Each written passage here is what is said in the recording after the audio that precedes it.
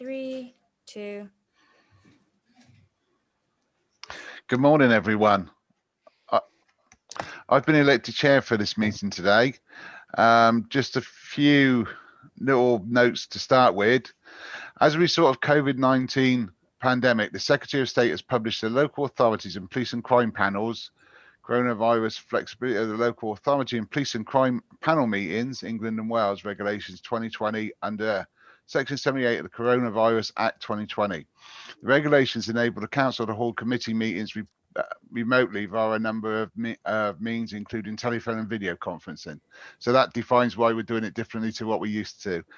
Can we just start by, if I get the members in first to introduce themselves? My name's Barry Clark and I represent Henbury and Whitchurch Park. If I can go around the other members. Councillor Harriet Clough. I also represent Hengrove and Whitchurch Park. Hi, I'm Councillor Lucy Whittle, Councillor for Windmill Hill. Right, if we go around everyone, if everyone else actually wants to just announce who they are, please. Okay, I'm Norman Cornthwaite, the Democratic Services Officer. I'm here to record the proceedings. I'm Penny Dobson. I'm representing the Hampton Park and Cottam Hill Community Group and resident Simon Margetts. Hi, Neil Cutler from the police, representing Louise Mowbray, who can't be here today. Patrick Robson from John Gordon Partners on behalf of the applicant Buckham Brewery. I'll go next if no one else is jumping in. My name's Carl Knights. I'm here representing the licensing team presenting the report today. Morning, I'm Ashley Clark. I'm the legal advisor to the committee. Morning, everyone. I'm Jason Perfect, Group Managing Director for the Liberation Group. Thank you all very much. Right, the procedure is it's informal, non-adversarial. All comments please to come through the chair just to keep it to some sort of standard. The licensing officer will introduce the report. Members will then get a chance to question that. The applicant will be invited to present the application where we can take questions then. Police and regulatory boards get their say on their representation next. Again with questions, the applicant will respond and relevant persons will get their say afterwards. So roughly, I mean, I'll guide it through, but just in that order would be great. So if I start with the licensing officer, please, Carl. Thank you, Chair. So as you know, this is an application to vary the premises licence at 115 White Ladies Road in respect of the premises. One was called the Penny. I think it's going to have a different name. The application seeks to add the provision of late night refreshment to the licence from 11 in the evening until midnight every day of the week. It also seeks to amend the plans attached to the licence. So there's changes to the basement, ground, first and second floors, and an addition of the new first floor as well, which wasn't previously shown on the plans for new licensable area. The application also seeks to remove a number of conditions that are currently attached to the licence. Those conditions detailed in the report, obviously, most of them or all of them are either really a duplication of existing legislation or really outdated conditions. We have received representations, as you're aware, one from the police. They're here today and they have reached agreement with the applicant subject to a variety of conditions being imposed if you're minded to approve the grant of the licence, and also 3 other representations from relevant persons. One condition has been agreed with relevant persons in terms of disposal of bottles. All of the agreed conditions are set out in the applicant's bundle, which was sent to you yesterday. Thank you.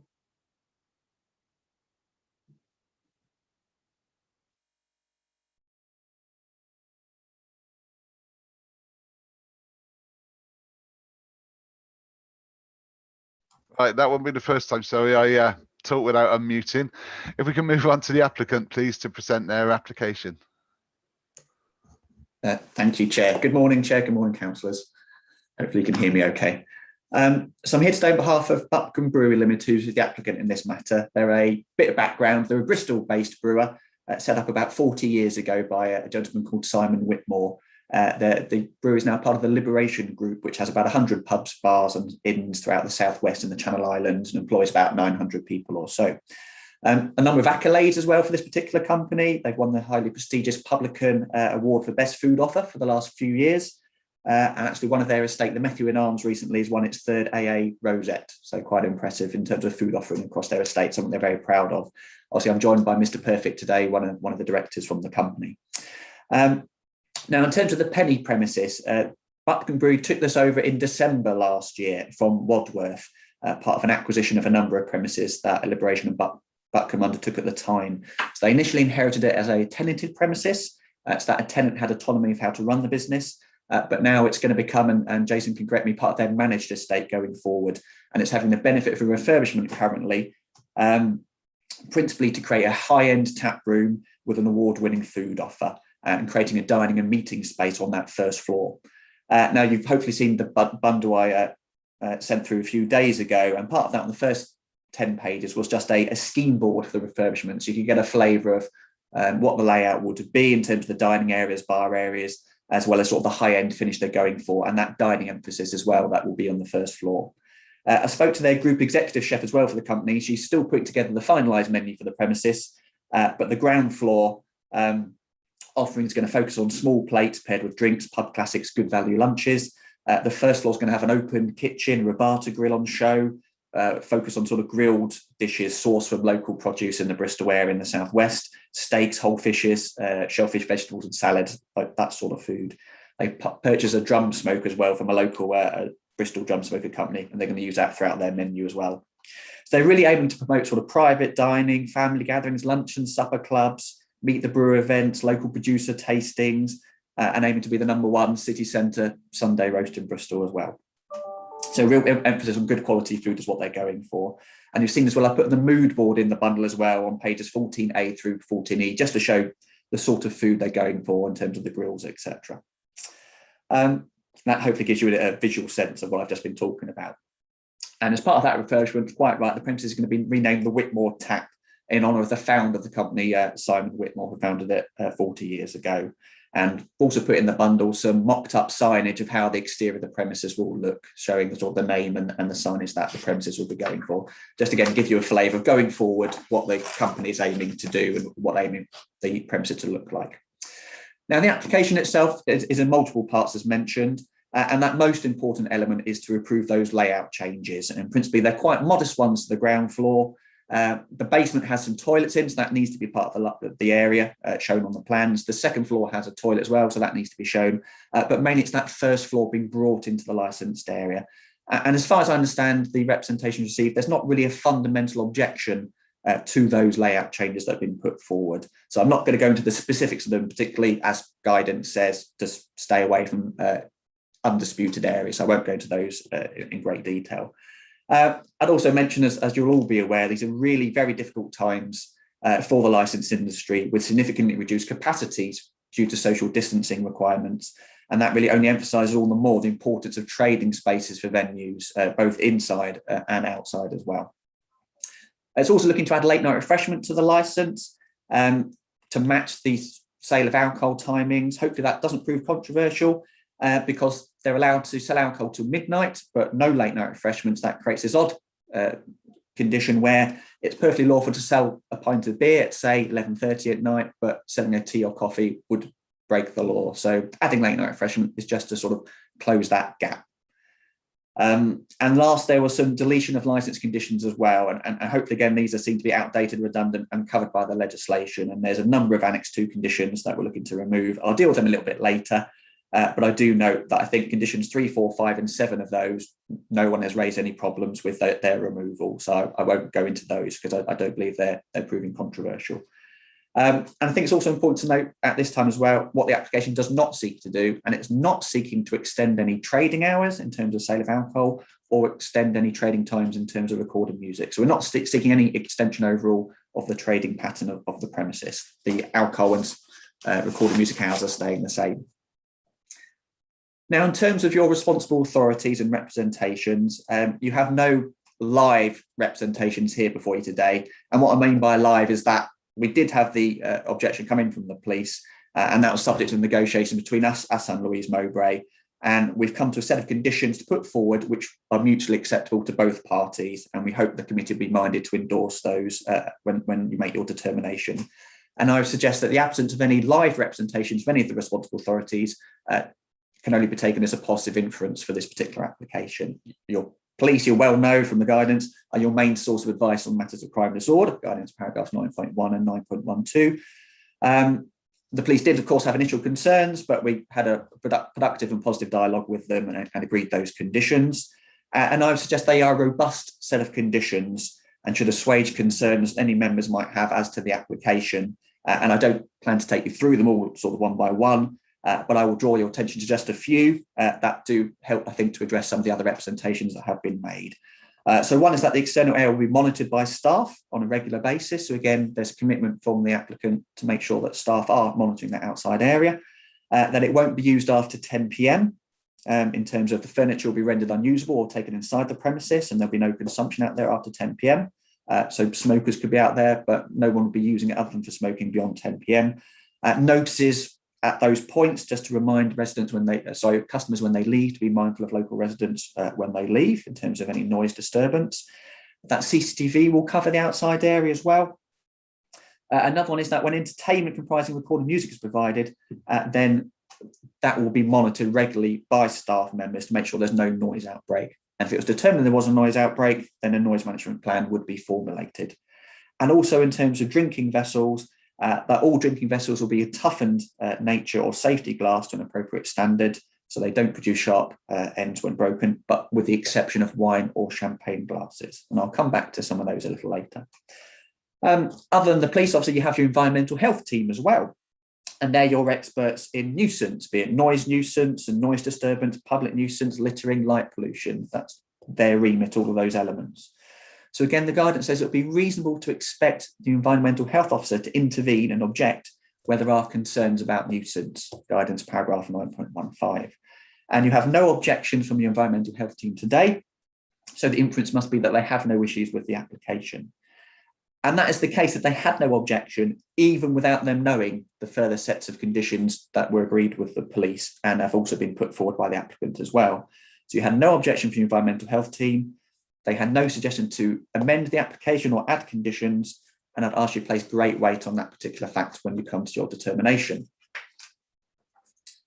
Now, in terms of the representations that are still live, you'll be well aware that there's a legal framework for your decision-making, and it must be an evidence-based decision. The premises is not in a cumulative impact area, so the onus is on any objectors to provide evidence of why the application or parts of it should either be refused or amended or conditions to be added. I would suggest that evidence is not here before you today, and speculation is what might happen if it's granted or fears what could happen are not evidence in terms of licensing matters. And there's also quite another vital general point as well about objections that are put forward against variation applications, and that's in guidance paragraph 9.4. And that talks about for representations in relation to variations to be relevant, they should be confined to the subject matter of a variation. So this is not a review application, it's a variation application. So any objection, and therefore your decision in due course, will need to relate to the specifics of the application at hand, and what any representative is proposing, I would say, needs to be causationally linked to the application itself. And I'll talk about that again in a little bit. So we've got a number of representations. We've got the community group as supported by Councillor Denyer. So just to run through some of the comments, we did have some email correspondence with the representatives over the last sort of few weeks. I think, I say, put forward some conditions, not necessarily in agreement with other points. So structural implications of the extra weight at the first floor, yes, building regulation issue. But as a reminder, your health and safety team were a consultee on this application, and they have not objected or raised any public safety concerns whatsoever with any part of the application. So I would ask you to place weight on that particular fact. In terms of the conditions they've requested, I'll come back to the bins towards the end. So I think that's going to be the most contentious point, arguably. But also they requested bottles not to be placed in bins between certain times. My client was happy to agree to that. So that condition was put forward. No bottles into bins before 7:30 in the morning or after 10 p.m. at night. Happy to agree that. Conditions in terms of outside areas, not having vertical drinking in the outside area, and all drinks in these non-glass containers.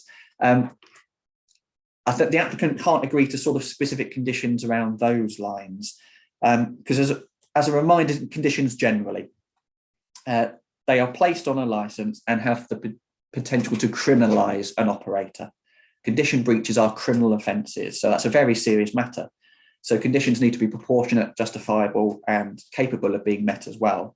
So I would say there is no intention for vertical drinking to take place in that external drinking area. I want to be very clear about that, and it will be managed to that effect by staff to the best of their ability. But a condition worded as the community group did suggest does have the potential to criminalise quite an innocuous act. So, for example, if someone's outside drinking and they want to pop to the loo, they might stand up to go to the loo, but they might pick up their drink and drink it. I've done that on numerous occasions over the years. But that act in itself would cause the operator to commit a criminal offence because someone would be standing while drinking. And quite importantly, that is not a condition any of your responsible authorities have requested either. So I appreciate where the representative is coming from, but I think the wording that they've put forward it would be a little disproportionate about what it's intended to achieve. But being mindful of that particular concern, the applicant is happy to offer a condition to try and regulate customers' behaviour, which we find is more proportionate and justifiable, and that is a notice will be displayed requesting customers in the external seating area to remain seated when consuming drinks. So say we feel that will be more proportionate in the circumstances. And as a reminder, there's also many robust conditions agreed with the police to regulate and control that outside area. That it will be demarked and barried when in use. So that has been agreed with the police already, which I think addresses one of the concerns a community group did raise. Again, it'll be monitored by staff regularly, won't be used after 10 p.m, and all those ones I touched on earlier. These conditions are robust. In my submission, they are sufficient and more than appropriate to promote those licensing objectives in the circumstances. Specifically with the non-glass containers requested by the community group, again, the following condition has been agreed with the police, but drinking vessels will be to that safety standard, that toughened or safety glass, only with the exception of wine or champagne glasses. So beer glasses inside and outside the venue will need to be toughened or safety glass, but not wine or champagne. Again, that is a robust, sufficient and appropriate condition in the circumstances. Requiring wine and champagne glasses to be of that nature, I would suggest it's not justified. It is disproportionate in the circumstances and not really in keeping with that venue. When I said at the start, they're looking for a high-end tap room. If they want people drinking champagne or their Prosecco outside in that external area, they're doing something out of a plastic flute. It's just something that wouldn't be in keeping with operationally what they're going for. And again, the police have agreed to that condition with us. They are experts in terms of crime and disorder. The health and safety team have not requested champagne flutes to be tough in nature, nor of your environmental health team from any nuisance perspective. So again, I'd ask you to place great weight on the fact none of your responsible authorities have requested that champagne or sort of wine glasses would be of a tougher nature. I think the community group talked about CCTV as well, and yes, agreed with the police that camera coverage would be for the external area. So again, that condition's agreed with the police. In terms of condition removals, I will just go through these fairly swiftly. Again, your framework for decision is your guidance paragraph 1.16 about what conditions ought to be, and two pertinent points are they should not duplicate other statutory requirements or other duties or legal responsibilities set out in other legislation, or duplicate offences under the Licensing Act 2003 or other legislation. So shouldn't gold plate other parts of the law on the licence. It just clutters up the licence and it isn't necessary. And again, no responsible authorities have objected to the removal of these conditions whatsoever. So removing condition 6, that states you can't extend the consumption area without an application. Well, of course, that to me, that is redundant. We need an application to do that. That is the main reason for this application in front of you, to extend the consumption area into that first floor is the principal reason for the application. Condition 9 about not selling alcohol to people who are intoxicated. Well, again, yes, there's already a criminal offence in the Licensing Act. You can't sell alcohol to someone who's drunk. You can't also separately allow disorderly conduct on the premises. So that condition, it doesn't need to be there. It just duplicates the Licensing Act offence. Condition 10 about low and alcohol-free drinks being available. Well, low alcohol was specifically defined in the law is under 1.2% ABV. So quite frankly, that ought to be an operational decision for the premises, whether they want low alcohol products to be available if they're alcoholic products.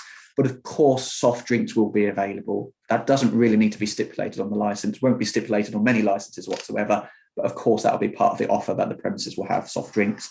And there's already a condition on every license that sells alcohol where you can drink on the premises, that water must be available and for free to customers. So that's already on there. And I suggest that is sufficient. And the current condition is therefore a little bit disproportionate. We're not removing condition 11. I think it did say in the paperwork about us removing that. That is staying on the license. That's ensuring noise levels are kept to a minimum, particularly after 11 p.m. So that there was no intention to remove that, and it's staying there. Condition 13 about complying with recommendations and policies of the licensing authority.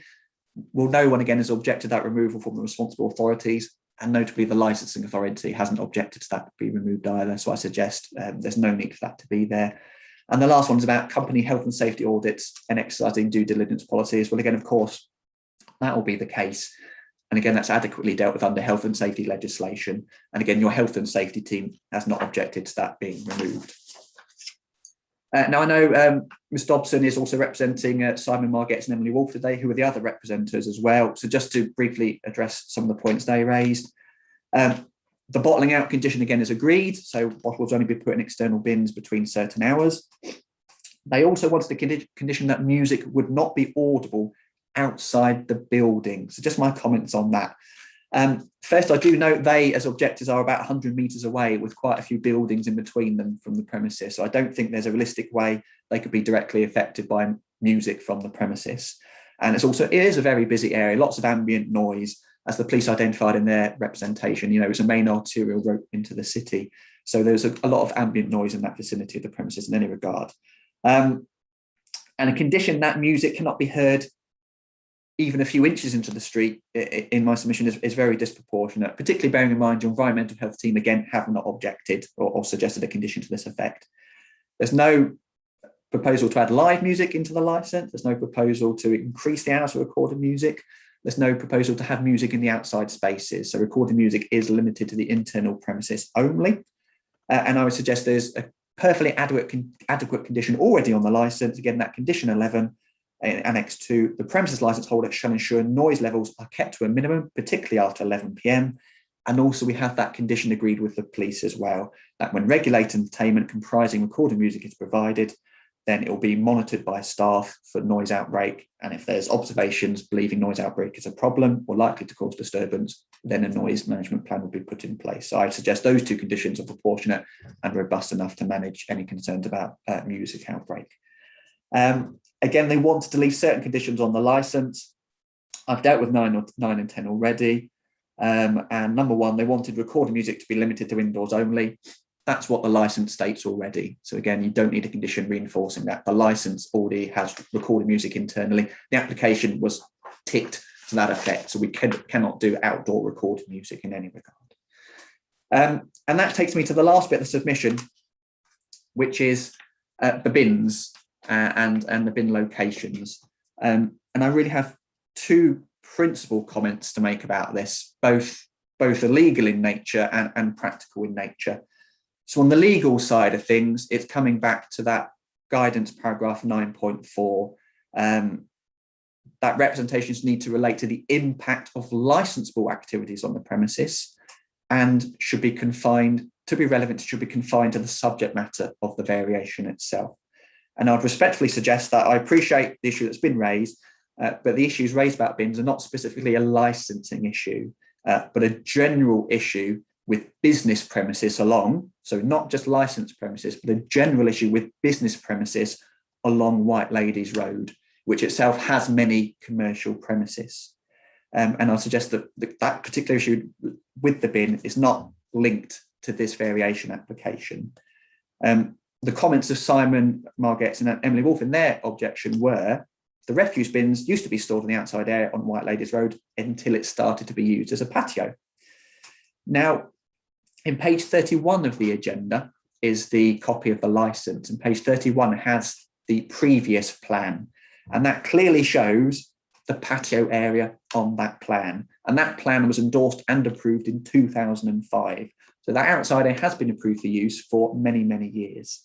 So it's not a new issue. So where the bins are placed is not a problem that this application is creating. I would suggest it's a historic issue that has been raised before you, and I would respectfully say probably in the wrong forum. Now, some might say there's going to be an extra trading area on the first floor, and that will lead to more refuse. That might be the case, it might not, that might be the case, I understand that. However, the number of bins the premises has is not increasing as a result of this application. So even if the refuse might increase, the number of bins the premises required is not. And that is an important point. So to me, I always think a useful test to see whether the issue raised relates to the variation at hand is to say, well, does granting the application make this situation worse that's been raised? No, because the number of bins is staying the same. And also importantly, if the application was never submitted in the first place, if this variation was never submitted, would the issue raised still be the same in the minds of the representatives? And I would say yes. So I would say on that point, where the bins go, has not, the position of that issue has not changed whether the application has been submitted or not. So on that basis, I would suggest it is not linked to this variation, and therefore it needs to be confined to the subject matter of the variation, which is not. And obviously the committee's remit relates to what to do with the variation. On a practical level, and not a legal one, there are businesses all along White Ladies Road have their bins on the pavement. As part of my applicant bundle, you will see there was the external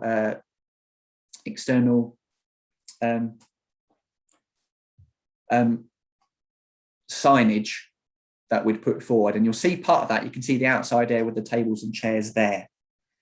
And there is actually a red bin next to a metal structure. Now that red bin is not the premises bin. So again, that shows you. And if you go up and down on Google Street View, you see all the other built premises out there, Santander and other cafes and stuff have their bins out there on the street, up and down that street. And I'd say actually the pavement probably is wider where the penny is, to actually lend itself more easily to having pedestrian access, even if bins are placed out there.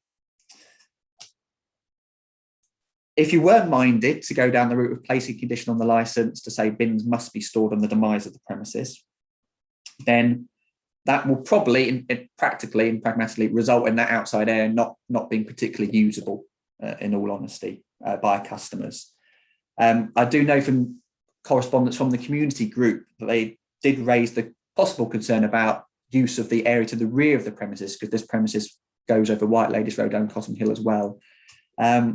And I think it would be fair to say if that external area was rendered unusable, then they probably would need to explore maybe looking to the rear of the premises and using that as a drinking area or as a particular area for smokers, etc.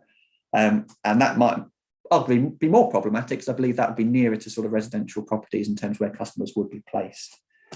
The applicant doesn't have any intention to use that rear area, but again, that's something they might need to look into. And I'd obviously say that obviously full use of outside areas are vital to licensed premises now, really more than ever, in terms of when they need outside areas. There is such tremendous pressures on this pub and hospitality industry at the moment, and not many industries have suffered to the same extent as to the licensed industry and pubs and clubs and such. Which is why I did include in my little bundle, there was that letter from Member of Parliament and the Community Secretary, Robert Jenrick, sent out to local authorities only this month in anticipation of, stage 2 and 3 in April and May of premises reopening.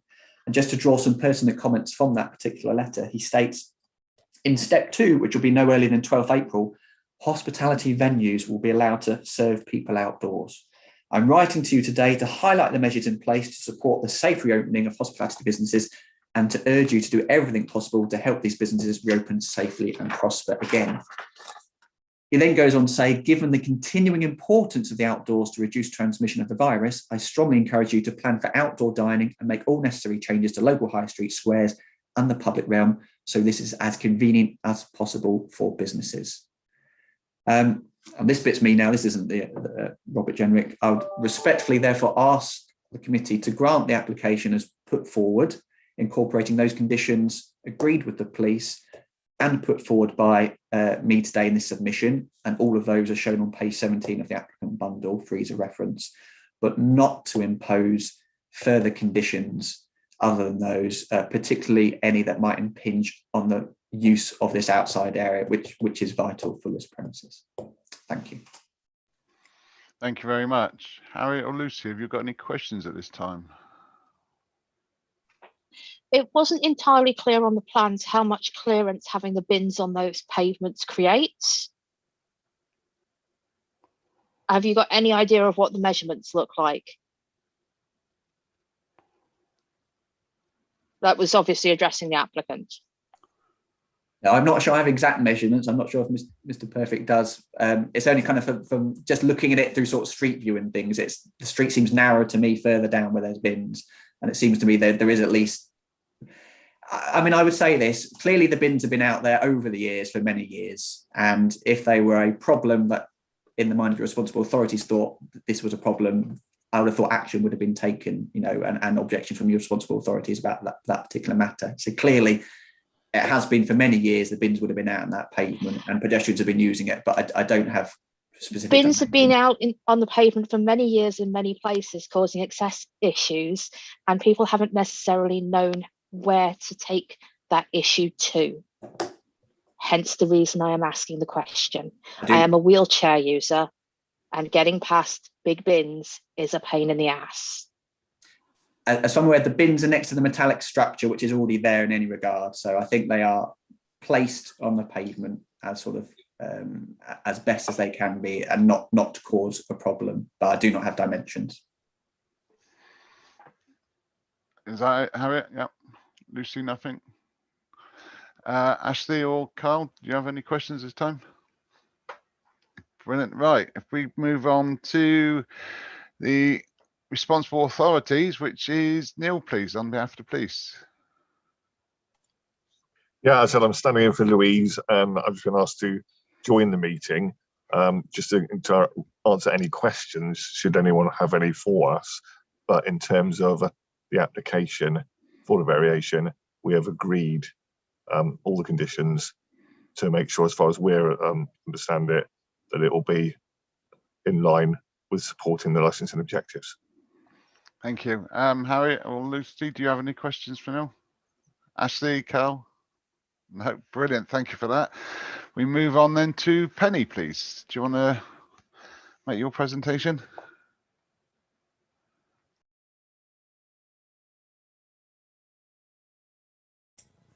Well, thank you very much for giving me this opportunity. And also just to say that the Hampton Park and Cottam Hill Community Group welcome Butcombe Brewery to Cottam Hill.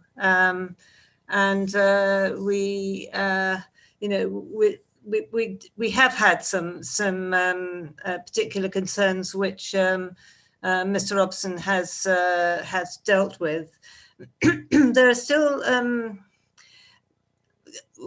couple of concerns here remaining.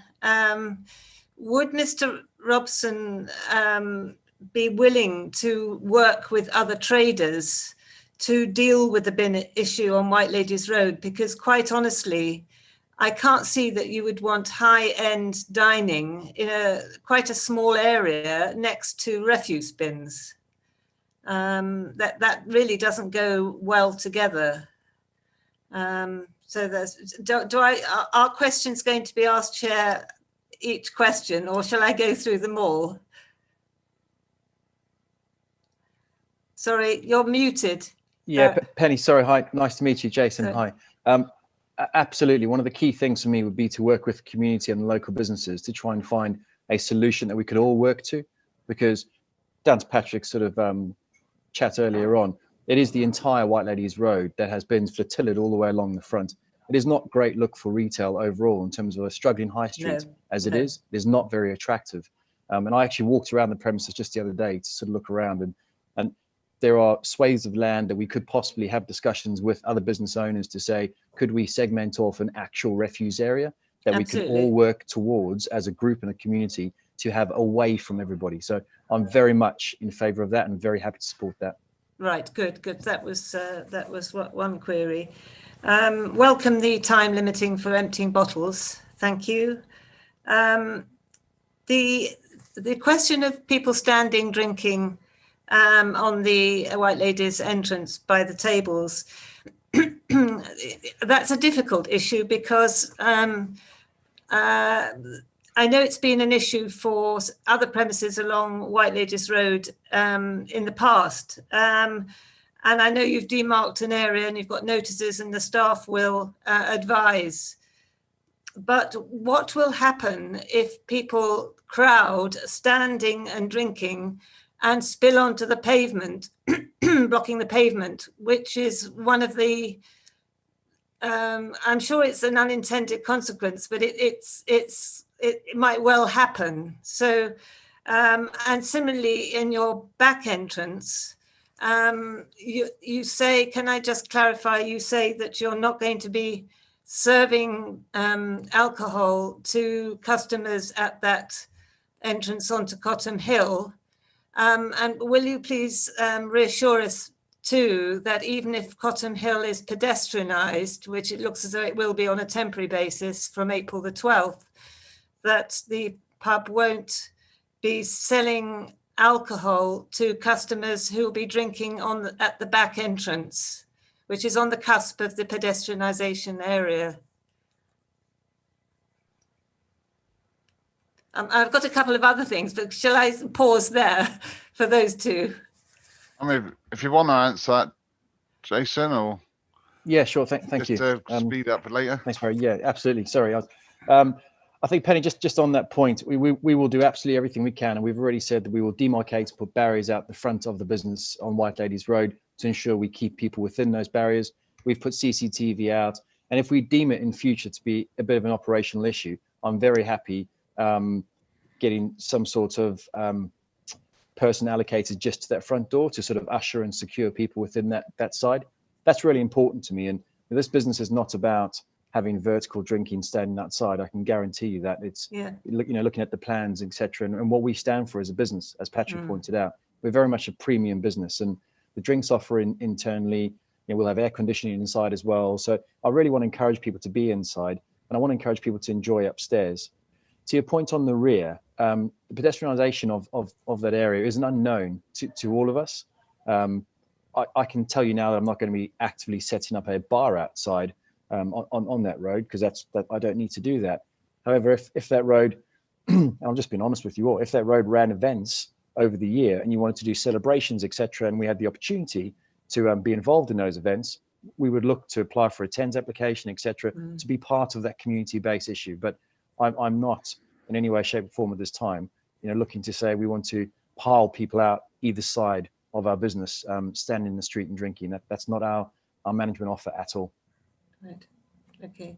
I mean, we're obviously Hampton Park and Cottam Hill Group are very concerned about the pedestrianisation and the effect on local residents. And I know that as far as you mentioned about Simon Margaret's comment about noise, and it's not just Simon. I know Simon lives off-site, but there are, as you know, and you might not realise the number of people who live above the shops in Hampton Park, in Cottam Hill by the pub, and that noise goes very easily across actually down to Hampton Park residents. So, we do suffer actually enormously from noise problems. So, but I note that you are going to be no outside music, so music will be inside, and you'll take a kind of rain check if there's a problem with excess noise from inside. That can be managed. Am I right in saying that? Yeah, absolutely. And again, in terms of our offer, we are not a large, loud music, pile a whole bunch of people in the bar. This is a premium pub offer, again, which should have background music, audible to the ear, but not a shouting, drinking, hooligan environment by any account. Yeah. Thank you. I think probably that covers storage of bins, standing drinking, back entrance, pedestrianisation, noise breakout. I mean, obviously we asked for plastic wine and champagne glasses. I understand your point about you know, losing the feel of the place through having plastic. That's not, I mean, that's not a major issue. And CCTV. I think that's covered all that we have raised. Thank you. Thank you very much. Harriet or Lucy, any further questions? And Ashley, Carl?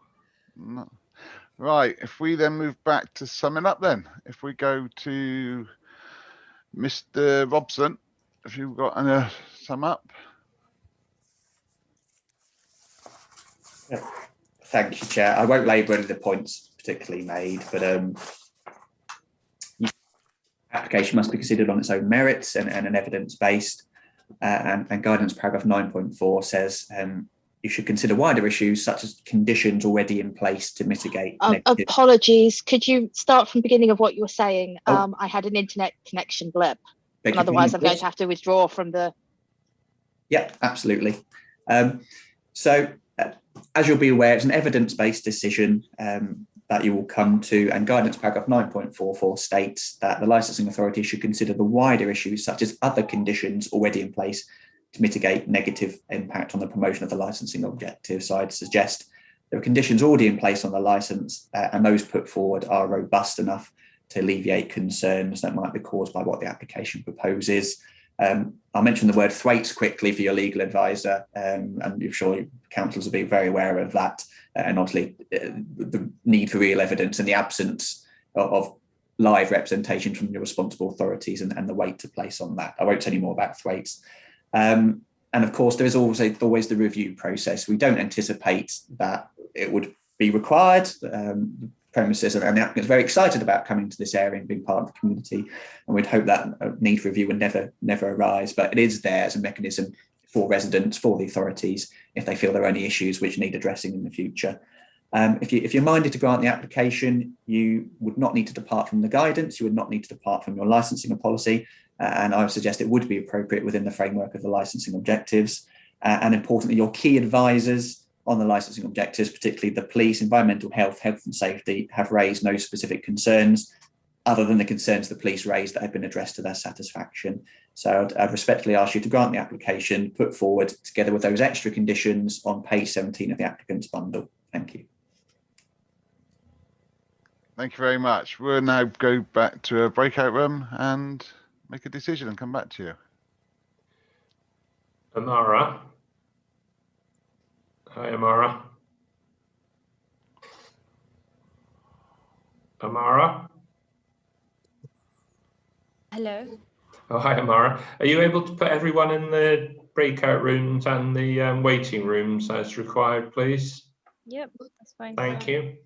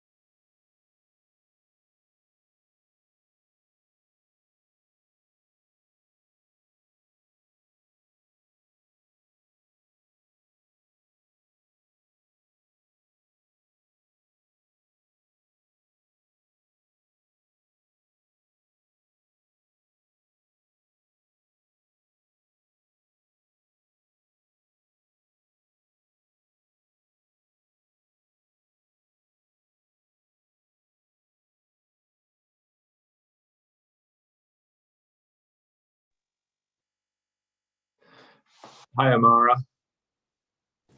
Hi.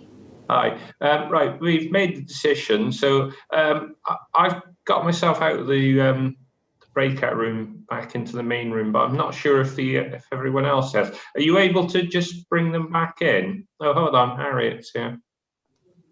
It wasn't a boot out. I don't think people realise they need to leave leave manually. Yeah, I can close the room.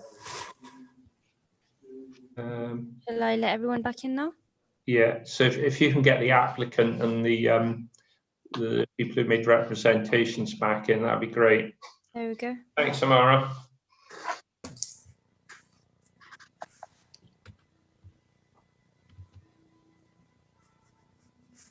Right. That's it. I think we're all back now then. Right, thank you for that. Right, quite simple really. We're minded to grant the application with the additional conditions from that you've agreed with the police. And you know, I like what you said earlier about working with the community and trying to solve some of the other issues that are outside of this, like with the bins and stuff. I welcome that and wish you all success with it. Thank you very much. Thank you. Thank you, Chair. Thank you, members. Thank you. Thank you, everybody. Much appreciated. Thank you. And thank you, Penny, for coming and representing the community. It's really great seeing you talk with local businesses and come to reasonable agreements together. Yes, thank you. And we look forward to working with Butcombe Brewery and to the team there, Jason Perfect and the team. And we would invite them to join the Hampton Park and Cotton Hill Community Group. We will do. Right. Thank you, Penny. I look Thank forward you. to welcoming you into the pub as well. Guys, thank you.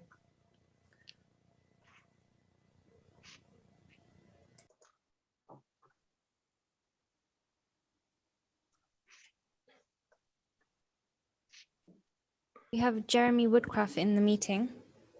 Okay. The waiting room. Okay. Are we still live streaming? Just Yes. yeah. And we've got Mark Weston here as well. Should I admit them in? Hold on. I'm just let me see from the cast list if anyone else is expected for this one.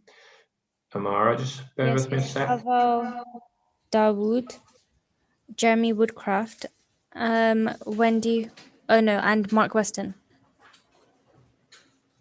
Yeah, no, Jeremy Woodcraft was going to send the invite to the applicant, Mr. Abdallah. But Chair, do you want me? Should we admit them? We can carry on.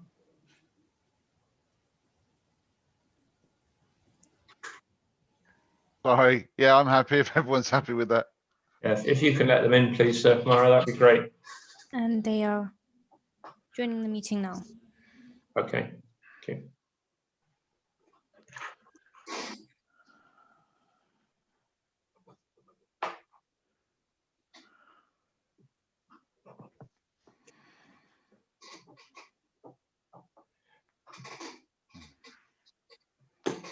Right. I think that's everyone in. Thank you all very much for coming today. Just do a quick briefing of why we're doing it this way. So as a result of the COVID-19 pandemic, the Secretary of State has published the local authorities and police and crime panels, coronavirus flexibility of local authority and police and crime panel meetings, England and Wales regulations 2020 under Section 78 of the Coronavirus Act 2020. The regulations enable a council to hold committee meetings remotely via a number of means, including telephone and video conferencing. So hence why we're doing this in this way today.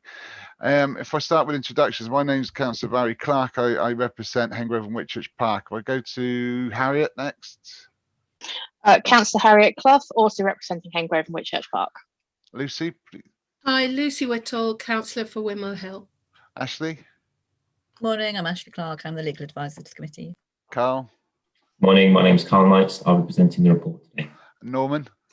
Hi, I'm Norman Cornthwaite. I'm Democratic Service Officer and I'm recording the proceedings. Jeremy, do you want to introduce yourself, please? Hi, Jeremy Woodcraft, solicitor from Keystone Law, representing the applicant. And Mark, would you like to introduce yourself? Councillor Mark Weston, Councillor for Henbury and Braintree. Right, thank you all very much. Right, if we start with Carl, just giving us a briefing of the application.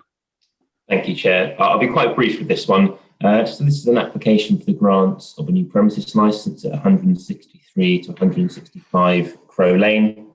The application is for the sale of alcohol and opening hours Monday to Sunday from 8 in the morning till 10 in the evening. And we have received representations, as you're aware, from 2 relevant people.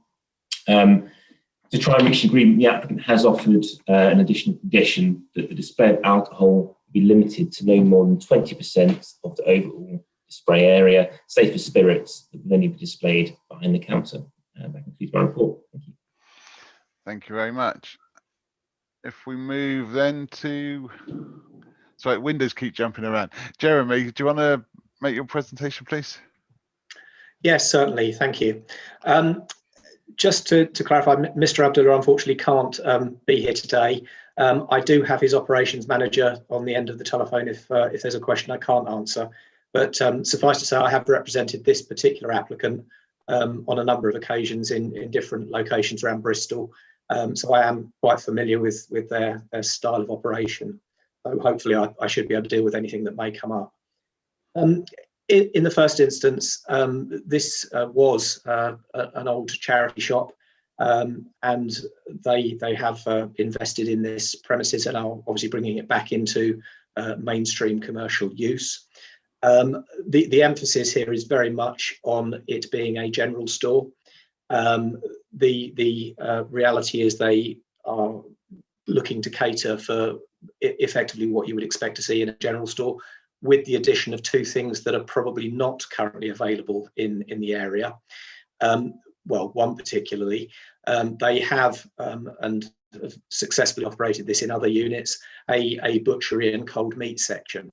And I suspect that is something that is somewhat unique. I know there is a Co-op further up the road and an Iceland, and I don't think either of those would have a facility of that nature.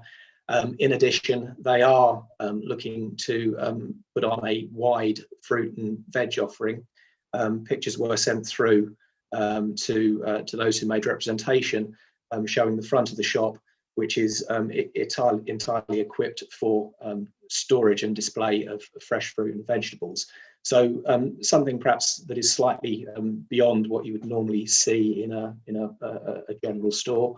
And obviously, as I say, looking to sort of reinvigorate a unit that was previously a charity shop.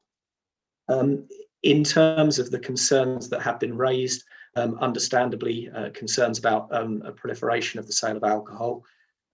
However, in this instance, alcohol is very much an ancillary to the general store concept. It is, of course, important because people like to be able to get everything in one location, and they are inclined perhaps not to go to a store if it doesn't have everything they need. So it is an important facility, but an ancillary facility. And the condition has been quite willingly offered that alcohol sales will, or alcohol display area will constitute no more than 20% of the overall area, with spirits behind the counter. So very much, if you like, standing up for what they intend to do. I think the other factor that you will undoubtedly consider is that with a condition of that nature, it has 2 benefits. One, it stops this applicant, or indeed anybody else, suddenly turning this into a large booze outlet or a large off license. There is a bargain booze, I believe, sort of 2 doors down or 3 doors down, but clearly we are not seeking to compete with them. And this condition will give the committee reassurance that there is no possibility of this turning into a large wholesale off license. There is reference obviously to nuisance and disorder. One thing that I always ask the committee to take into account, and undoubtedly it is something that you do take into account, is the fact that there is no police representation here.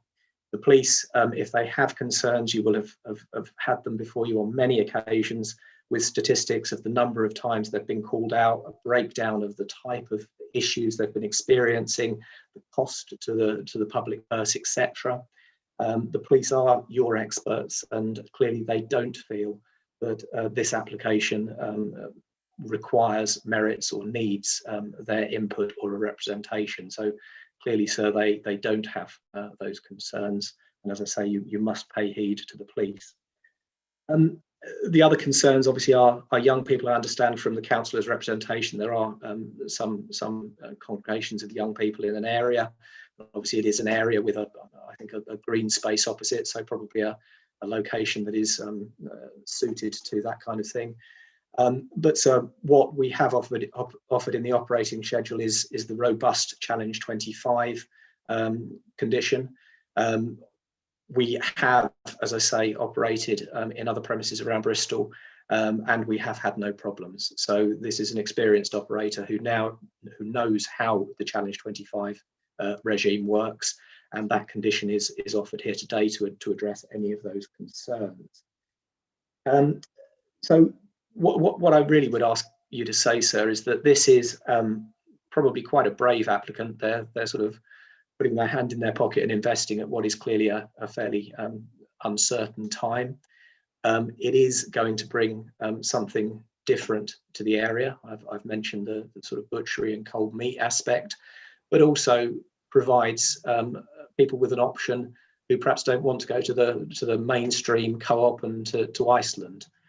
This premises is also has proven itself willing to adapt to the demands in the local area. So if there is a particular type of resident that may want particular types of produce, perhaps they come from some part of Europe or wherever, they will sort of import those looking to sort of suit the market that they are in. So sir, I would ask you to say this is a very much a positive step and should be encouraged, and it is something that can safely be granted with the conditions that have been offered. So that would be my representation. Thank you. Thank you. Lucy, Harriet, you got any questions this time? And Carl and Ashley, anything? No? Well, thank you. We'll move on to Mark then. Do you want to put forward your case? Thank you very much, Chair. First of all, the butchery and cold meats offer is actually very welcome, and it is one of the regular things when community are talking about they missed. There was an old butcher's actually where the bargain booze was, so that would be welcome, and I do appreciate the 20% offer that has been made. That is very welcome. The problem from the community perspective is about cumulative impact of alcohol sales. Along the stretch of Crow Lane itself, you're anchored at one end with Henbury Arms, and you're anchored at the other with the Old Crow. And in between, in a fairly short space, you have an Aldi with a license, you've got a deli with a license, then Iceland, then Co-op, then Bargain Booze, then another deli. And as I say, you finish at the Old Crow. In a very short space of time, there's an awful lot of outlets all selling alcohol. And we do have problems in the area. When some of the local residents, as we say, a little spicy. And we do have problems with antisocial behaviour, public drinking, and public displays of drunkenness. And on the green space opposite, I speak as someone that does the regular litter picks. The amount of broken glass that we pick through, and all the problems that we find in that regard, the antisocial behaviour, it is something we live with. And I'm just not sure another licensed premises on such a narrow area and such a narrow space is welcomed by the community. Although elements of the application are, it's this continuous, every time something seems to come forward, it comes forward with yet another alcohol license. And that's our problem. And when you look at the community notice boards and you listen to local residents, when you're talking to them, I wish we could maybe talk to them a little more, but as lockdown unpicks, we'll probably be able to do that. This constant fear comes back again and again. So from our point of view, we as residents are concerned about yet more alcohol being sold in the area. And that's me in a nutshell. Thank you. Harriet or Lucy, do you have any questions? Ashley, Carl? All right. Thank you for that. Oh, sorry, go on, Lucy. I was just wondering, is there any evidence of the number of places that sell alcohol leading to increased street drinking? I realise common sense isn't always right, but my common sense is you go somewhere and buy your alcohol. You don't buy more because there's more shops selling alcohol. Is there any evidence that that does make things worse? Well, anytime somewhere comes and sells alcohol, you then have had a competition with pricing, so pricing comes down. You also have additional problems where, although the applicant is saying they will challenge 25, I think we all know that sometimes that doesn't happen. Although I'm not making accusations of the applicant, so no one read into that. But you increase the opportunity for a slip to happen, as I well get as how the price could go down with more competition. Thank you. Thank you. In that case, we'll move back to Jeremy to sum up then, if you want to sum up anything. I mean, thank you, Chair. I won't rehearse what I've just said. I think just a couple of points really in summary. So obviously you're aware that the way that it is suggested in the guidance that you approach these things is firstly to determine if this application would have an adverse effect on the licensing objectives, and clearly the councillor has raised some issues that are prevalent in the area. So we would say that with our experience and the running of other shops in other locations in Bristol, we will not have that impact. However, sir, if you are concerned, the next step would be to say, well, are there conditions that we can impose that would address those concerns? And so I would, as I say, strongly urge you to say that the conditions offered would address those concerns. And so the councillor is absolutely right. It is that element of competition that can drive the prices down, but we are not there to compete on alcohol with bargain booze. They are, their name says it all, really. We're not in that market. And it is an ancillary facility that other people can use to really make the shop attractive and a going concern for the applicant and for those people that want to use it. And obviously we're pleased to hear that a butchery element would be welcome. So yes, I would ask you to approach it in that way. thank you very much. Right, if we go to a breakout room now, and we'll come back with a decision shortly.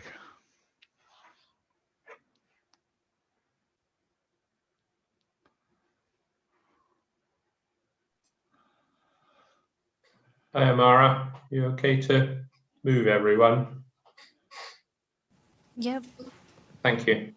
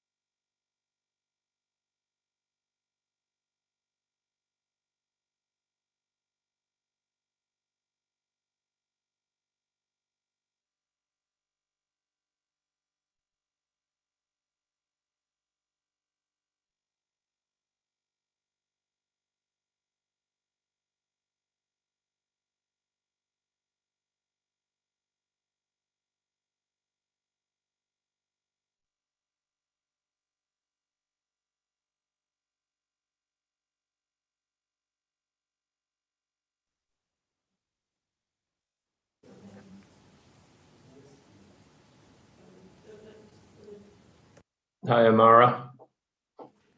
Hi. I'll just let everyone in now. Yeah, I was going to say let Jeremy Woodcraft and Mark Weston back in, please. Thank you.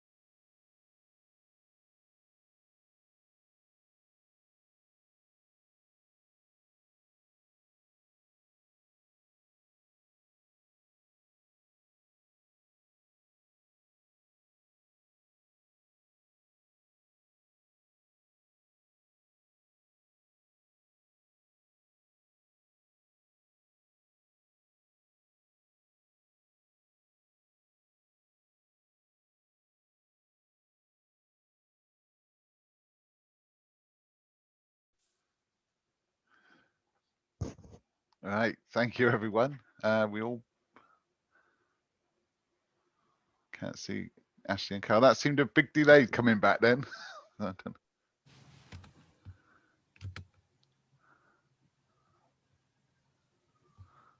Carl.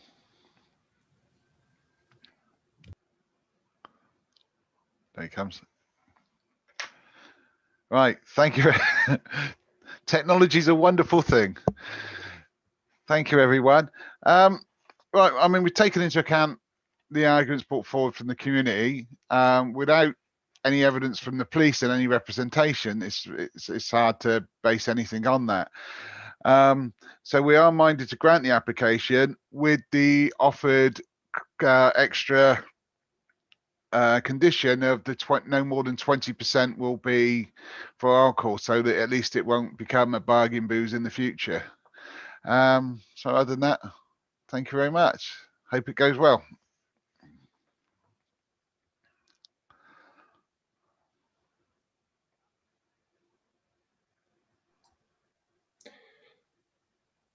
Right, are we able to go straight into the next one, or is there a daylight? No, they've given a time on the agenda. Oh. Is it for noting, or have we got people showing up? There should be, well, there's one resident's objection outstanding. I believe he's attending, but I'll just double check now, Councillor. Do we move? In which case, the sorry, Barry. Sorry. Should we move back into the non-broadcast then? The broadcast will not be able to end right now, but I can put up a break slide and everyone can take. If you, yes. Yep. Please. So if we come back at 12 o'clock.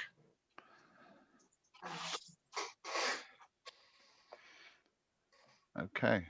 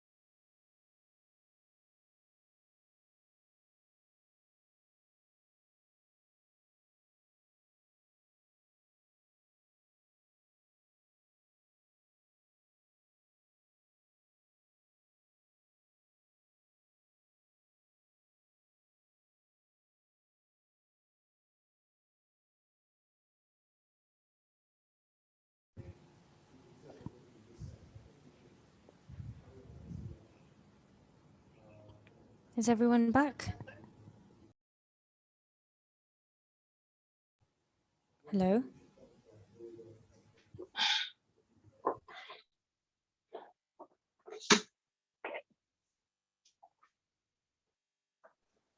Yep. Oh, just Lucy, isn't it? Oh, and Carrot.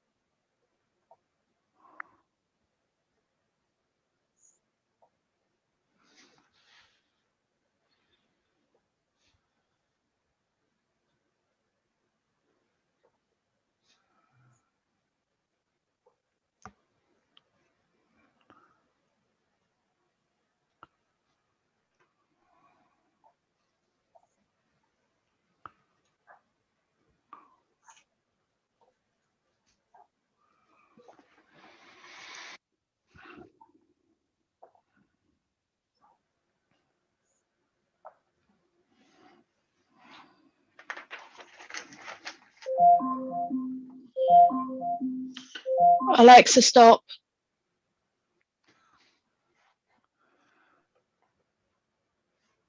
Carl, have we got any notings after this one?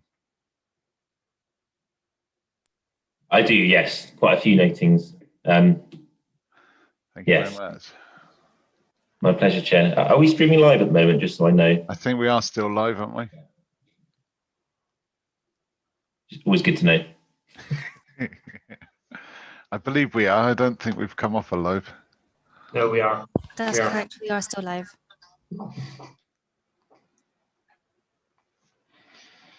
Still waiting for Lucy a minute.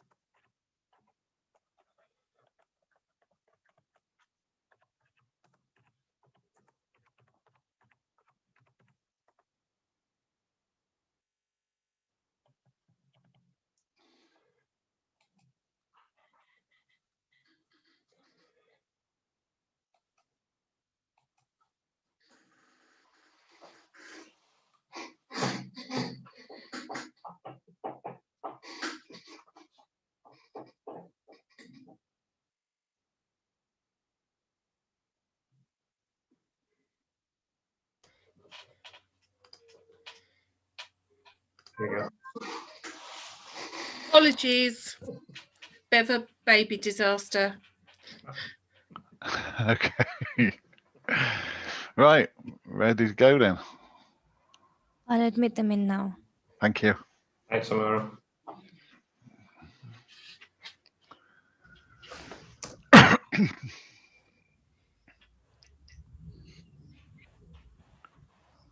Hello. Oh.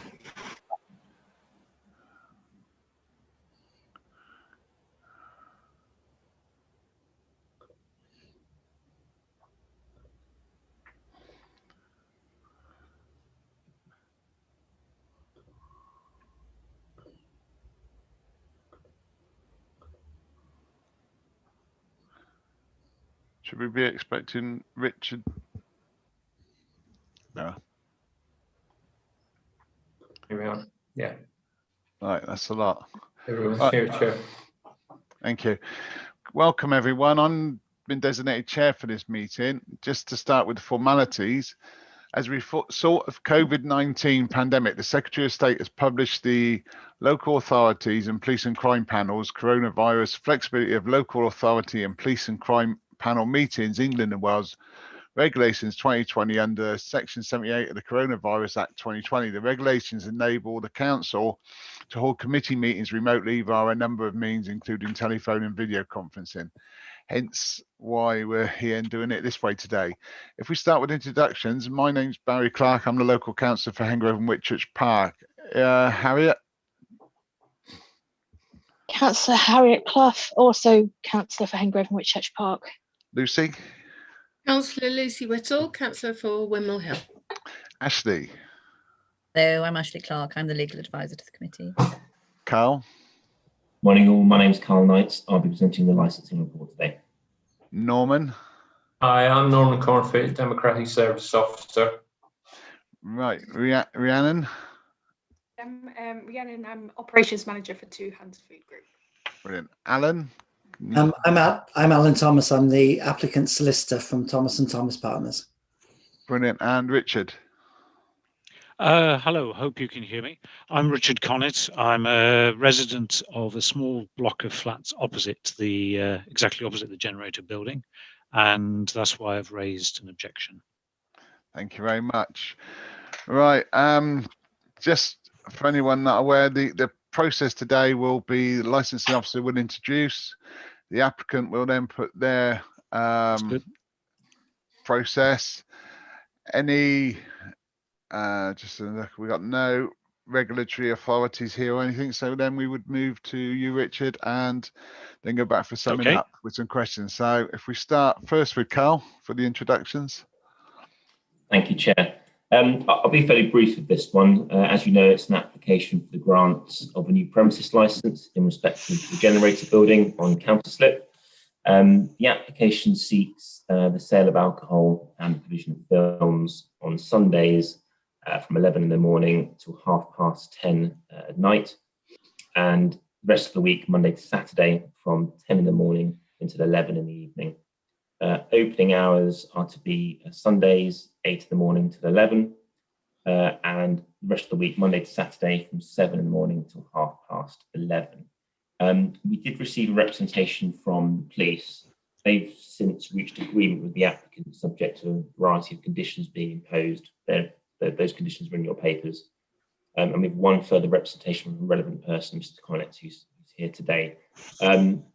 The applicant has explained the nature of the premises in the additional documents they've sent through. I could go through it because I think it is very helpful, but I won't because I suspect the applicant will probably wish to do that themselves. So that completes my report. Thank you very much. Right, if we move to Richard or Rhiannon, whoever is going to put forward. I think it's me with the. Oh, sorry, Alan. The windows have moved. Since I've looked up, the windows have moved as well. So I had them in position of where. Yeah, sorry, Alan. That's right. Modern problems that we have. This will be a distant memory soon, I hope. Chair, you've seen, and I hope Mr. Connett has also seen the documents and the visuals that I've sent through. Have you had a chance to... No, I haven't seen those at all. I've not received any of those. Well, I don't know if we can call them up on the screen for you to see them. It basically shows the layout of the premises, which you would have seen in the application, and also it shows a brochure from Clockwise to show how they operate. Chair, I don't know if it's possible for Democratic Services to share those documents on Zoom, whether it's possible for Mr. Connett to see those, or I can look through them otherwise. Would it be easier if I just sent them on to you, Mr. Connett? Not really, I'm afraid, because, oh, excuse me a moment, I have a phone call. May I just take that a moment and ask them to ring me back? Yeah. Hello? Perhaps Norman can forward those on anyway, and I'm sure we can take the opportunity of a 5-minute break if he needs to have a look at them, would be my suggestion. Thank you. Apologies for that. That was my car insurers. I'm pursuing a couple of claims at present, neither of which are my fault. Nice. Sorry. Unfortunately, if you send them through by email, they will come to my private email address. I will only be able to view them by my phone if they arrive. And as you can see, I'm actually at my office, which is, I'm the only person in the office because of COVID. And the internet connection here is very poor, so I wouldn't probably be able to open them immediately. It would take some time to open them. Apologies for that, but that's the situation. Sorry, Mr. Conn, I don't think it's not your fault. I had assumed that you had been sent them, so these things happen. Perhaps sure. If I may, I'm familiar with the building, obviously, from the outside. What would the documents add to information that might be relevant to my thoughts? Well, I can talk you through it. It's basically information which is pertinent to how we're going to use the building. So perhaps I can do it by way of words rather than pictures. And I can put them on the screen, but you need to tell me which one of the documents it is you're going to talk through at a time, because I think you sent us forward, didn't you? Well, with the leave of the chair, because it might obviously take a little bit longer to do it that way. But could you start, please, with if you've got my email in front of you, the first document I'd like to show you is the Clockwise brochure, which is the first attachment in my email. Right, hold on.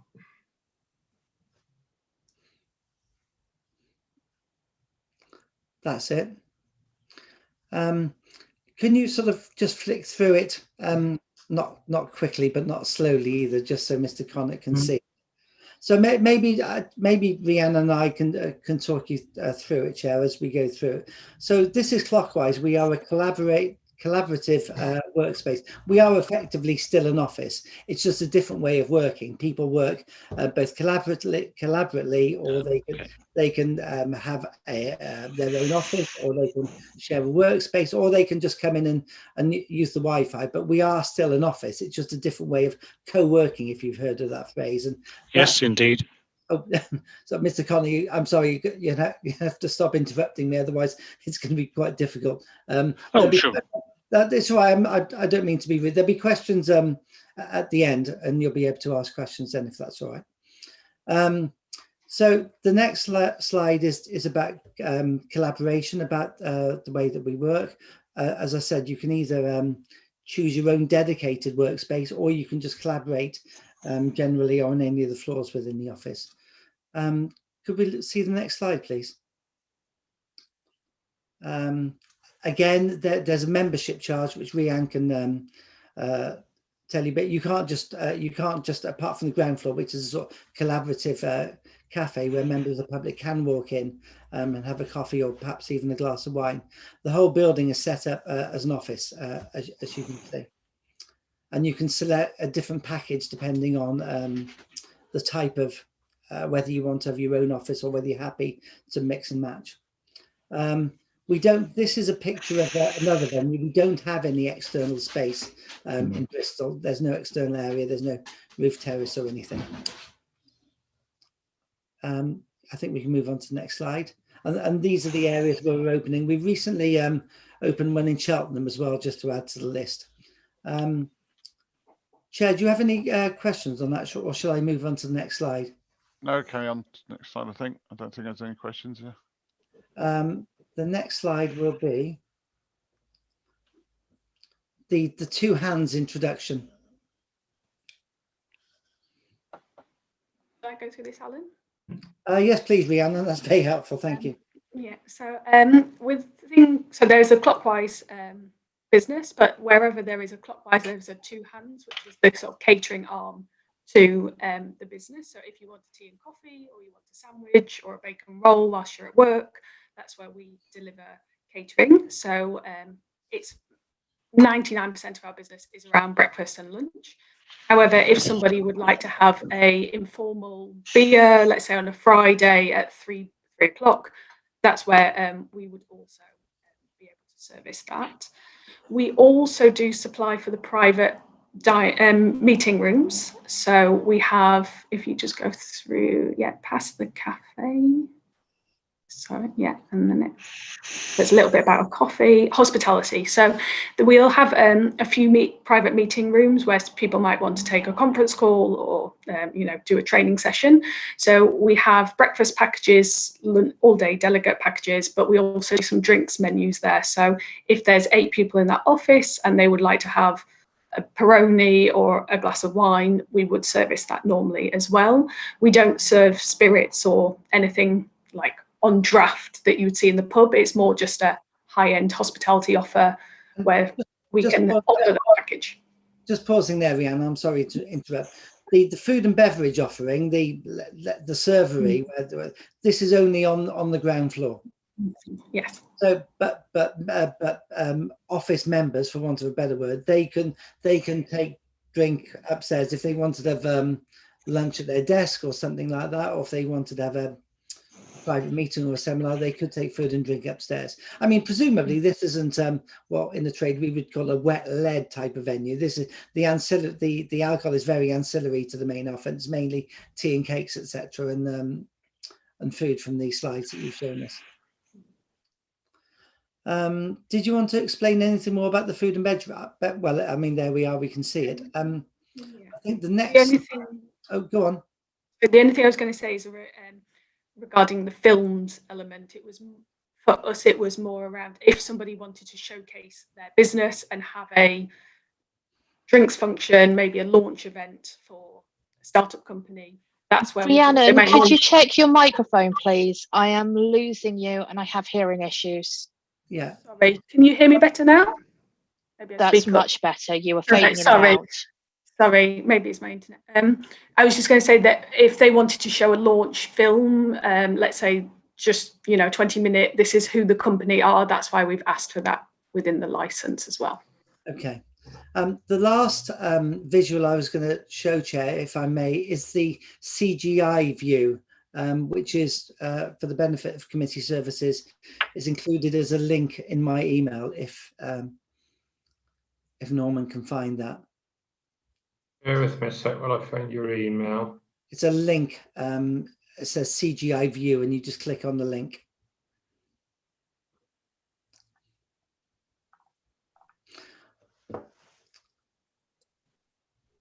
I'm pushing the bounds of technology today.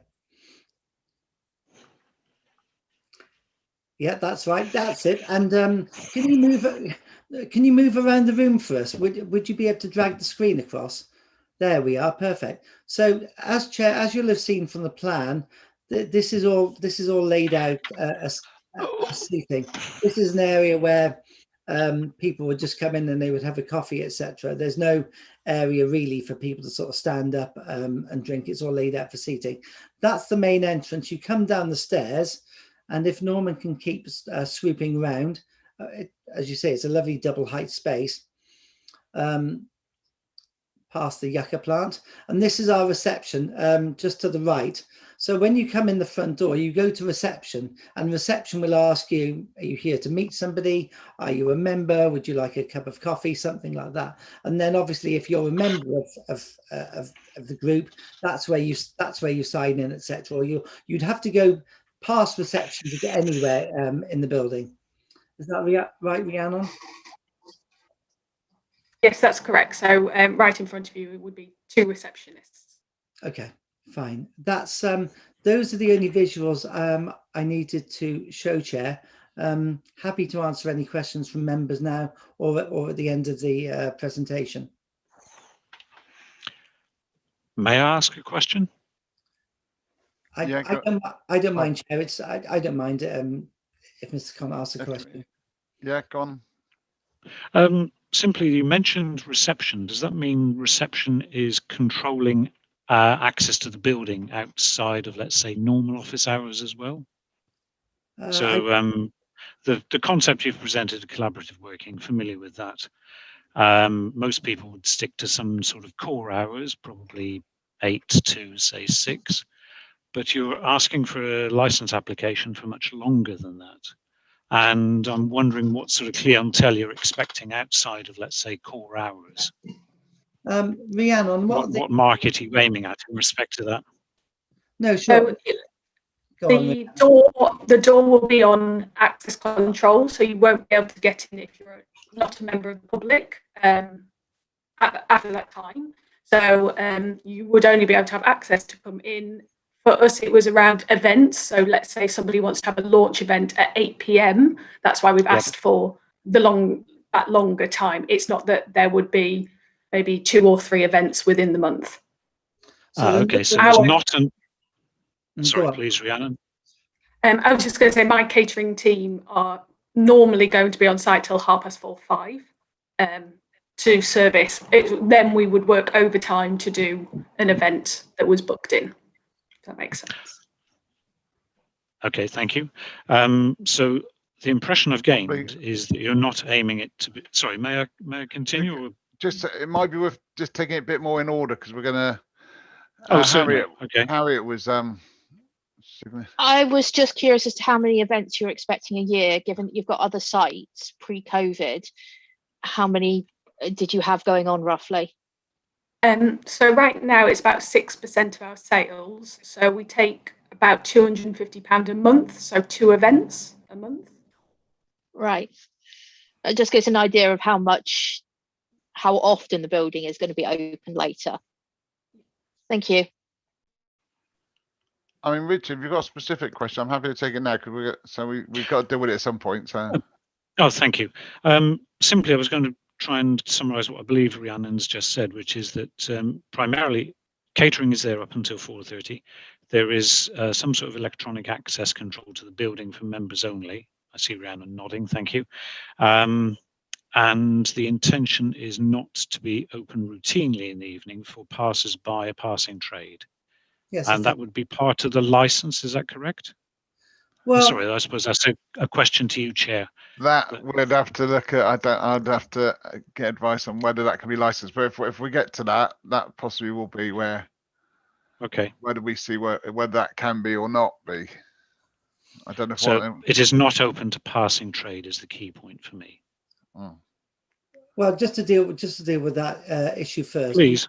You can come into the ground floor cafe. It's only the upper floors that you can't access, but the ground floor cafe is, as you would have seen it, it's set up. It looks like a cafe. It doesn't look like a bar, and it's not a bar. You could get a glass of wine or something like that. It would be quite a civilized place to sort of meet and greet a friend or something like that. But the intention is, and the overall use is, that the whole use of the premises is ancillary to the use as an office. So you could walk in, but our normal opening hours are going to be during what you would consider normal office hours, with only later opening if we've got events or possibly if somebody's working late. I mean, members of the office can actually just use their key card and come in, but whether the food and beverage will be open at that time is another matter. It's just that they'll just go to their desk, etc. So you're just to confirm that, just so I've got it clear. You're saying till about 3:30, so 8 to 3:30, there will be catering. It will be open to the public. After that time, it's going to be the odd event. And I take it if you're running an event, you're then not open to the public for a random public to walk in, join the event. That's right. I thought that was what it is, but so that's hopefully clears that up. Right, Alan, do you want to carry on with your? Have you covered it all? Do you want someone to cover? No, I just want to take you through. Chair, I've circulated a speaking note so that I don't have to repeat everything, or if I get cut off. So I'll just take you through that. As I've said, it's alcohol is ancillary at all times to the use as an office, and the only F&B is on the ground floor. And the upper floors can only be used by office members office tenants, etc. In terms of how the license works, the only area we're licensing is actually the ground floor. If people consume alcohol at their desk on the upper floors, they do it by way of an off sale. So we've drawn the red line around the ground floor. And if you want to buy something from the cafe and take it to your desk, that's dealt with as an off sale. And the benefit of that is that, and I think this is one of Mr. Connett's points, is that we're not licensing the whole building. So we couldn't sell it down the line. It becomes a big Wetherspoons or another well-rounded brand. We might do something like that. So it's ground floor, it's licensed, but you could take alcohol to your desk if you were so minded. At the end of the day, people are here to work. They're not here to drink all day. Certainly, if I was an employer, that would be my concern. So, in terms of the conditions, which both you and Mr. Connett have touched on, they're set out in the application, which haven't changed. So, save for the ground floor, where, as I've said, you could get a glass of wine there if you knew that such a facility existed. The upper floors are only available, and alcohol can only be sold to one of the persons set out in the application. And off sales can only take place within the building. You can't take alcohol outside the building. We've got full CCTV. The police conditions have been agreed. As Rhiannon has said, everyone who's an office member needs to have a key card. Everything is covered by CCTV, and we've also got the reception area staffed at all times whilst the ground floor is open for, should I call it, public use, and then it's key card thereafter. There is no self-service of alcohol. It all has to be served from the servery that you saw on the CGI. I'm not going to go through the police conditions. You've seen them, and also I've agreed an additional condition that even if there were any external areas, alcohol would have to be sold in polycarb, etc. But there aren't any external areas, but we just agreed that condition as a belt and braces, just in case there was any misunderstanding as to whether there was one. So in a nutshell, that is the application. There's some other bits I'm sure I can deal with after Mr. Connett has asked some questions and made his points. But this is a collaborative working office to provide people who don't want to sign up to an office lease to find somewhere to work, to collaborate, to exchange ideas, etc. And the alcohol is very much an ancillary part of it. And that's the application in a nutshell. Thank you very much. I'm just going through an order. Harriet, Lucy, have you got any questions at this time? Ashley, Carl? Right, Richard, you can either ask questions now, or you can actually make your representation now and include the questions. I would like to ask a question. Yeah, if I may, I'll ask a question. I'd ask Mr. Thomas if he could to clarify exactly when the bar will be manned. The impression I'm getting is it will be manned from something like 8 o'clock in the morning till 4 o'clock in the afternoon. And in normal circumstances outside of those times, it will be closed. Is that correct, Mr. Thomas? I'll ask Rhiannon to answer that because she's the lady on the ground. Correct. Yeah. That's correct. Sorry, that is, so outside of the normal manning hours, with the exception of the events you plan or might be necessary, the bar would actually be closed. I think Oh, okay. That's the whole cafe's closed, not just the bar, isn't it? It's yeah, I think that's right. Yeah. Okay, thank you. Right, Richard, do you want to make a presentation? If I may, just make a note of that point, if I may, a moment.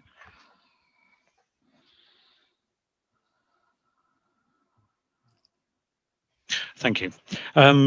Yeah, and thank you to Mr. Thomas and Rhiannon for clarifying the style of the sales.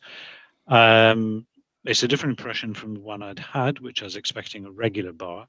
I must admit, until Mr. Thomas mentioned it, I hadn't even thought about the whole building becoming a Wetherspoons, but thank you for clarifying that as well.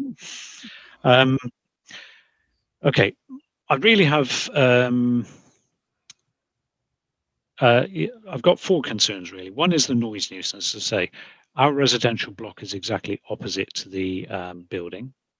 And there is now a new residential block being built as you would come out of your building just to the right-hand side across the road on the other side of Temple Back. My concern is that now you've clarified the opening hours, which will be part of the license, and the style of the offer. My concern was that we are already woken frequently by passers-by late at night, and the habit with bars is for people to congregate outside. They spill outside. Excuse me. That would appear not to be the case with this, and if that's enshrined in the opening hours and the conditions, then very good. I do have a safety concern related to that, and the possibility of events and people coming out late is about the bridge over the harbour and the line of sight. That is actually very restricted. It is quite a tall bridge, and my observations of traffic there is that frequently vehicles turning right from Tower Hill, which is on the opposite side of the bridge, frequently is seen pass his street as a one-way street and turn into the oncoming lane.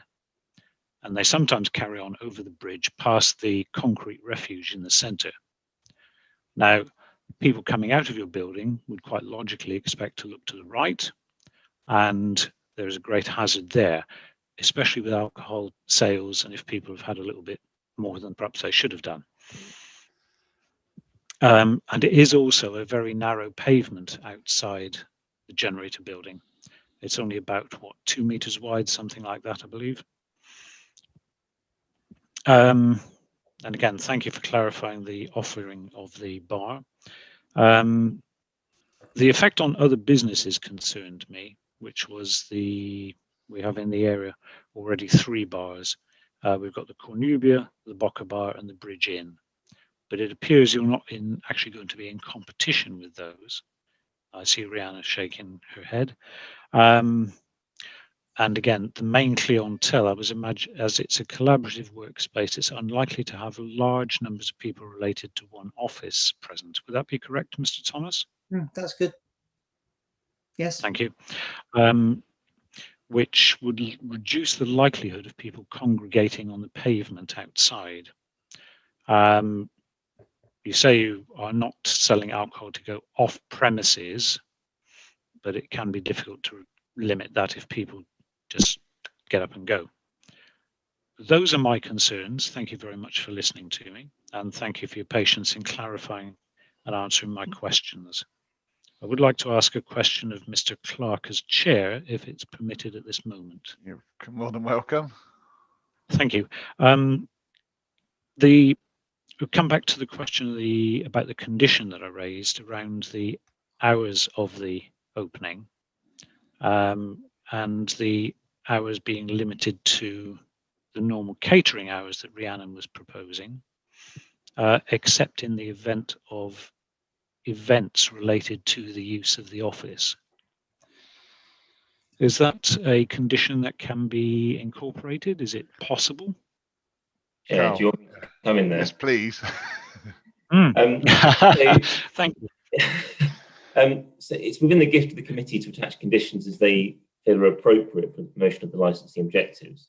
My understanding, and Mr. Thomas can correct me if I'm wrong, is that there's been no offer to restrict the opening hours of the cafe. The hours are as applied for, which is they escape me to 11:30 or correct me, whatever the hours that I mentioned at the beginning, and those are the hours that are asked for. There's been no offer of a condition to restrict those hours to only twice a month or 3 times a month for any external events. That's just their description of how the premises is likely to be used, but the application is a overarching application to cover all eventualities. So there'd be nothing to stop them at the moment, at least, from having an event every night, albeit they're saying that's not what they intend to do. The license gives them the ability to do that if they wish. The committee could restrict that, but they'd have to be satisfied there was evidence to do that based on the licensing objectives, and therefore it was appropriate to restrict those hours. I don't think I could have put that any better, Chair. You must have been reading my mind. The answer is you could restrict it, but whether there is a need to or not, it's always that. You must have heard this hundreds of times over. It's always that question of flexibility. I mean, some people, who knows what's going to happen post-pandemic, but, people might want to work later, and there might be an F&B need for them to have refreshments later in the evening. We're not saying that we will. You've heard the evidence of Rhiannon Hesseltine, which will, of course, go in the minutes. That the intention is that those will be the normal hours. But we wouldn't want to come back to you if the business model changed slightly, or if people want to a little bit later. So as you've been advised, whether it's appropriate for the promotion of the licensing objectives, whether you would attach a condition restricting it. I think what's being said, it's more of a sort of an ongoing narrative between us, that is the general intention. And of course, if we completely went against that and was stupid enough to ignore everything that A has been said at the hearing and B was in our application, I think we'd be back in front of you pretty quickly. And it wouldn't be me, I can tell you, because I'm a man of my word.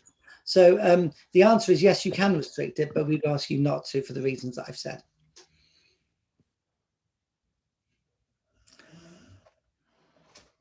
Yeah, I think the first time I've done that. Has anyone got any more questions at this time for Richard?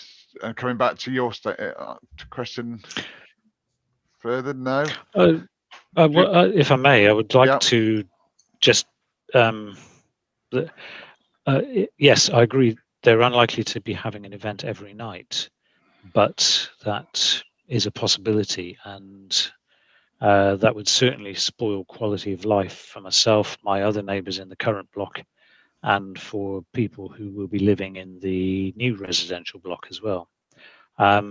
If there is any way that can be limited, I would be very grateful if that could be included.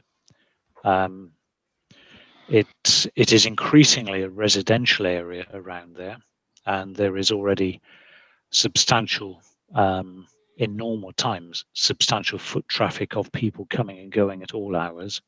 And as I said earlier, even loud conversations late at night when traffic has died down are very disruptive. And I'm not clear, having not seen the documents early on, I'm not clear the final, the closing time, not closing time, that's not the wrong term, the opening hours and the closing time at night. I'm sorry, I've not stated that well. But I noted it as 10:30 some days and 11 o'clock other days. Want me to answer that? Yes, please, Carl. Please, yes, if you wouldn't mind just recapping. You're like my guardian angel out there. Thank you. I'll just go through the hours again, Mr. Connett. So thank you. The opening hours are Sundays from 8 in the morning to 11 in the evening. Sorry, the hours requested, I should say. And Monday to Saturday, 7 in the morning to 11:30. And then the hours for licensable activities, so sale of alcohol and films, are Sundays 11 till 10:30, and Monday to Saturday 10 until 11 in the evening. 1000 to Monday to Saturday 2300. So, sorry, I'm not familiar with that. So the building could be open in the hours you first described, and then the licensed sales could take place during the second set of hours, the 11 to 22:30 and 1000 to 2300. That's right. So what the applicant has effectively done is given themselves a half-hour drinking up time effectively within the opening hours. That's what's happened. What I would say, not to throw a spanner in the works or to confuse matters, these are the hours under the premises license. Whether the applicant wishes to use the building for office-based activities outside of those hours, separate from licensable activities, wouldn't be a matter for the licensing authority, that being a planning matter. So normal office activities could go on outside of those hours? Yes, the license is concerned with carrying on licensable activities. If you were to use premises for a different matter, the license is effectively almost irrelevant, if you see what I mean, as long as you aren't using it for licensable activities. So it wouldn't prevent them, if their planning permission permitted them to open 24 hours a day for office work, they could still do that irrespective of the hours on the license said. Right. In that case, we'll move now to go back to Adam for summing up, if we can, please. Chair, thank you, and thank you to Mr. Knights for that. Again, he's taken half of the words out of my speech.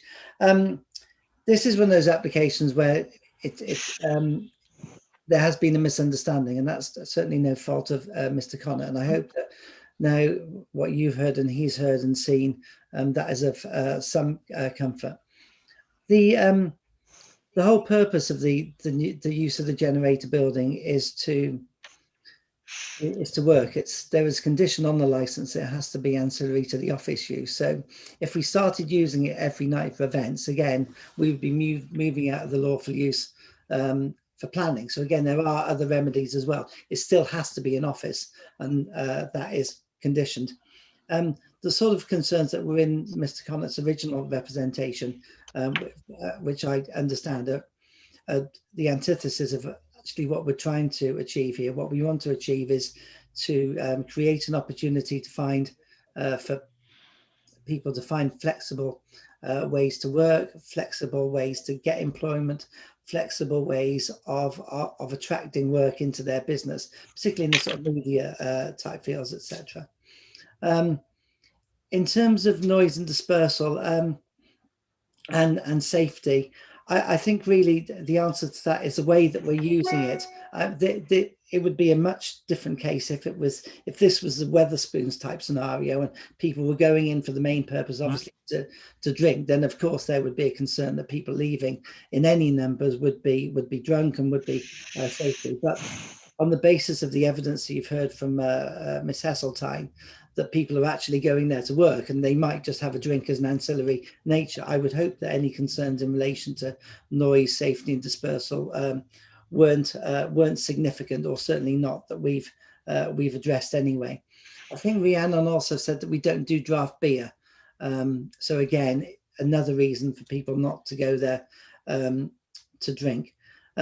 Just to deal with the last point about whether you restrict the use after 6 or 7 o'clock to just persons having events. I think the difficulty there would be, of course, how many events we're going to have. So I hope you wouldn't restrict on the evidence that you've heard the amount of events that we could have.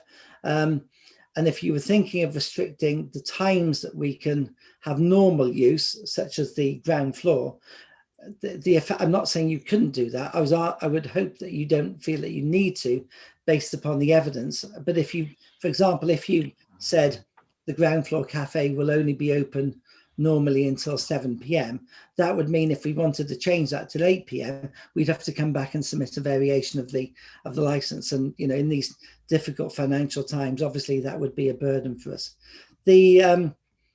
We very carefully modelled this application so that it was all about the office use, rather than it being about a bar or a drinking venue or anything like that.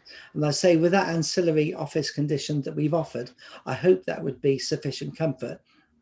And ultimately, if I'm not a man of my word, which I assure you I am, and we started having events there that did cause problems, of course there is that remedy there for the license to be called in to be reviewed. What I'd like to offer, and I should have offered it before, for which I apologise, happy for Rhiannon and Mr. Connor to exchange numbers, to have that ongoing dialogue, just in case there is anything that he's unhappy with in practice. Chair, if you were thinking of imposing a condition restricting the use of the ground floor after a certain time, I hope, for the reasons I've said, that you don't want to. But if you did, obviously I would want to discuss the terms of it and how it's worded, etc. But I hope it's not necessary. And that's the application. All right, thank you very much. We will now go into a breakout room, take it in and make a decision and come back to you shortly. Thank you, Chair. Sorry, could I just clarify that moment?